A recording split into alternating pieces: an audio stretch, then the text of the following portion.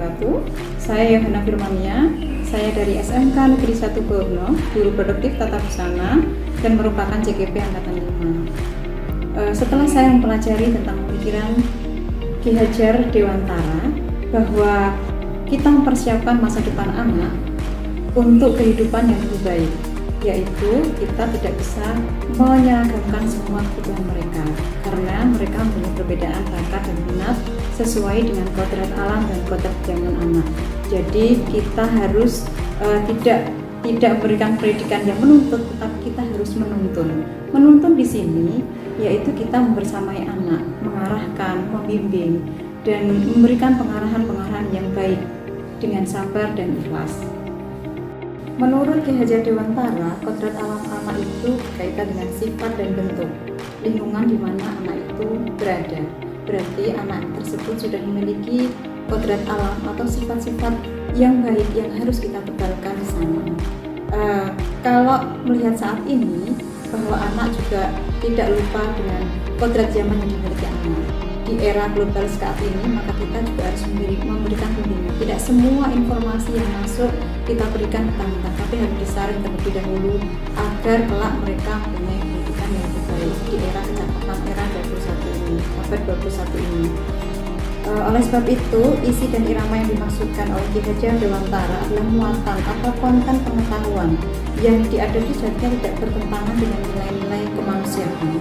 Ibaratnya kita sebagai seorang pendidik adalah seorang petani atau tukang kebun gitu, sehingga kalau benih kita semai itu adalah bibit unggul dan kita telaten dalam merawatnya, memberikan pupuk dan menjauhkan dari berbagai macam hama dan lain-lain, maka yang akan kita tuai nanti adalah hasil atau buah dari kita bertani itu adalah bibit unggul juga.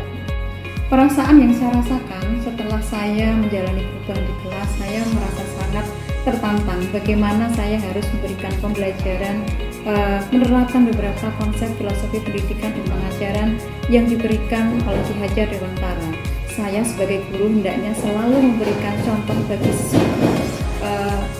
Kemudian kalau saya juga harus memberikan dorongan atau semangat dan juga memotivasi mereka. Guru adalah menuntun, mengarahkan, membimbing, memberikan pembelajaran kepada siswa.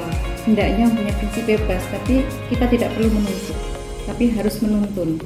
Menerapkan konsep pendidikan ini dengan berbagai cara. Apalagi di masa pemulihan saat ini, saya sebagai guru kelas 11 Tata Busana yang saat ini anak-anak sedang melaksanakan studi, melaksanakan PKN di tempat studi, maka saya juga harus memberikan bimbingan, baik pengetahuan atau keterampilan juga harus seimbang agar mereka bisa kita persiapkan untuk dunia kerja dan dunia di lingkungan sekitar mereka. Selain itu, pendidikan karakter, budi pekerti juga tak lupa saya tanamkan pada siswa saya. Melaksanakan pendidikan tersebut penting dilakukan untuk memperkuat cipta, rasa, dan karsa anak-anak agar dapat menjadi manusia Indonesia yang unggul dalam prestasi, berbudi pekerti, dan berakhlak mulia. Gagasan yang muncul setelah semua itu saya menjalani perubahan, saya ingin menciptakan suasana kelas yang menyenangkan. Maka itu saya melaksanakan diskusi dengan siswa sehingga saya menjadi pendengar yang baik untuk anak-anak dan mengadakan bimbingan yang tidak terprogram sehingga dia bisa menjelaskan apa yang mereka inginkan, memberikan kebebasan kepada anak-anak dan menjalankan pembelajaran dengan menyenangkan. Kemudian siswa, kemudian mengarahkan siswa dengan banyak mendengar serta berdiskusi dengan mereka. Saya melaksanakan konsultasi dengan anak-anak juga apa yang mereka inginkan, apa yang mereka butuhkan, sehingga saya merasa ingin lebih mendengarkan mereka dan lebih sabar dalam membimbing mereka. Itu yang kami munculkan. Kemudian di sekolah kami juga kita menanamkan jiwa sosial dan empati pada semua siswa. Di antaranya adalah kegiatan sosial ketika ada salah satu teman yang sedang kesusahan. Contohnya ketika ada orang tua meninggal atau siswa yang sakit, kita dengan spontan melaksanakan dansos, juga kita melaksanakan kegiatan-kegiatan yang lain sehingga menimbulkan efek sosial di antara mereka. Filosofi pemikiran Ki Hajar Dewantara tentang pendidikan memang sangat baik dilaksanakan dalam rangka mencapai tujuan pendidikan yang baik. Menurut Ki Hajar Dewantara, pengajaran adalah bagian dari pendidikan. Pengajaran merupakan proses pendidikan dalam berilmu atau berfaedah.